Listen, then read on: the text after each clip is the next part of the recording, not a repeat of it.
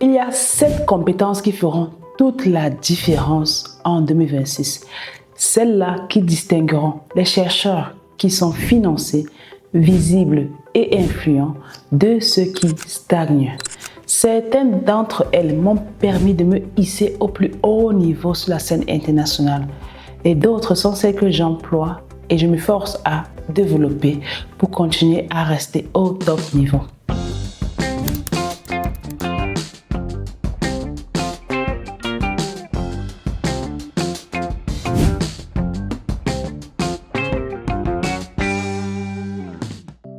Je suis Dr Luria Founou, je suis chercheuse et microbiologiste depuis plus de 10 ans. Je suis également experte pour l'OMS depuis près de 5 ans et boursière Marie Curie.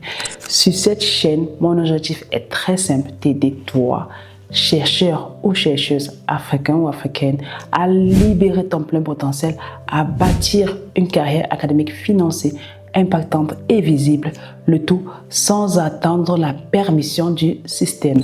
Si tu es nouveau sur cette chaîne, pense bien à t'abonner pour ne rien manquer de mes stratégies, de mes succès, de mes erreurs et pour devenir ce scientifique, ce chercheur dont l'Afrique a besoin. Quelles sont donc les 7 compétences à avoir en 2026? La première compétence, c'est celle de comprendre réellement la communauté. En 2026, rédiger un article ou publier un article ne sera plus suffisant. Les projets qui gagneront, les chercheurs qui seront recrutés, seront ceux qui seront profondément à l'écoute de la communauté et qui seront capables de résoudre les problèmes réels, vécus et urgents pour leur communauté. Les chercheurs les plus puissants dans le monde ne sont pas ceux qui innovent le plus. Ce sont ceux-là qui comprennent pourquoi est-ce qu'ils innovent. Lorsque tu sais traduire la douleur de ta communauté en une priorité scientifique, alors, écoute-moi, tu deviens incontournable. Donc, apprends à comprendre les problèmes de ta communauté. Ça, c'est la première compétence à maîtriser. La deuxième compétence, c'est de savoir communiquer avec clarté. Une idée n'a de valeur que si elle est bien comprise.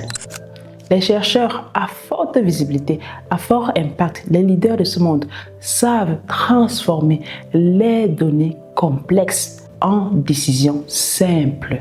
Ils n'écrivent pas simplement pour expliquer, ils écrivent pour être choisis. Et donc, la clarté, ce n'est pas un talent, qu'on acquiert à la naissance, c'est une compétence qui s'apprend. La troisième compétence, c'est d'intégrer l'intelligence artificielle dans tes méthodes scientifiques et même dans ta vie de chercheur. L'intelligence artificielle est là et elle est là pour rester longtemps. Elle s'intègre de plus en plus dans toutes les aires de la société. Et donc, toi, en tant que chercheur, tu as l'obligation non pas seulement d'utiliser l'intelligence artificielle pour écrire des textes, mais de l'utiliser pour optimiser la prise de décision, pour optimiser les interventions, pour optimiser les stratégies. Et à l'heure actuelle, nous sommes en décembre 2025, les projets que moi je rédige actuellement ont tous une part d'IA. Non pas l'IA générative, mais l'IA qu'on va utiliser pour prédire les épidémies, pour prédire si le médicament va fonctionner, pour prédire comment interrompre la transmission d'une infection. Donc, tu dois comprendre que l'intelligence artificielle est là pour augmenter ta productivité, pour augmenter ta précision et aussi ton autonomie et celle de ta communauté par ricochet. La quatrième compétence, c'est d'être autonome de l'idée à l'exécution. Ideation, conception, design, implementation, monitoring and evaluation.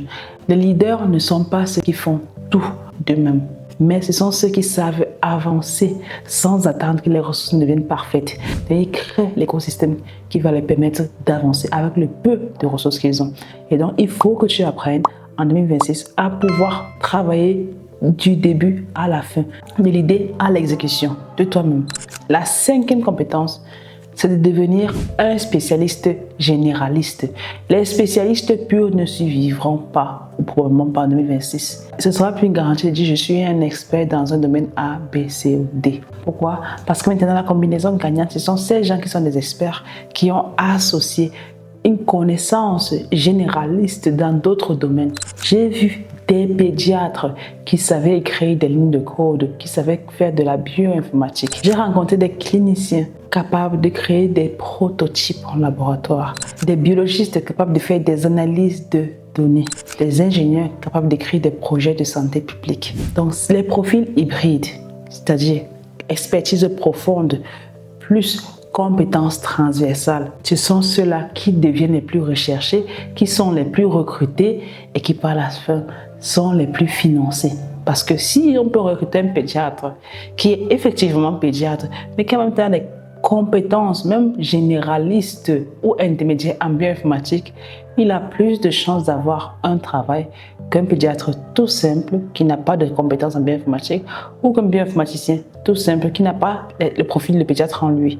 Donc ce sont ces profils-là qui sont de plus en plus recherchés et qui vaudront de l'or sur le marché en 2026. La sixième compétence, c'est de penser impact avant reconnaissance. La nouvelle génération de leaders académiques ne court plus ou ne court pas après les titres ou les reconnaissances. Elle construit des résultats mesurables, visibles et utiles à la communauté. Rappelle-toi bien de ceci, la reconnaissance suit toujours l'impact et jamais l'inverse. Et c'est cette compétence qui transforme ta manière de concevoir tes projets.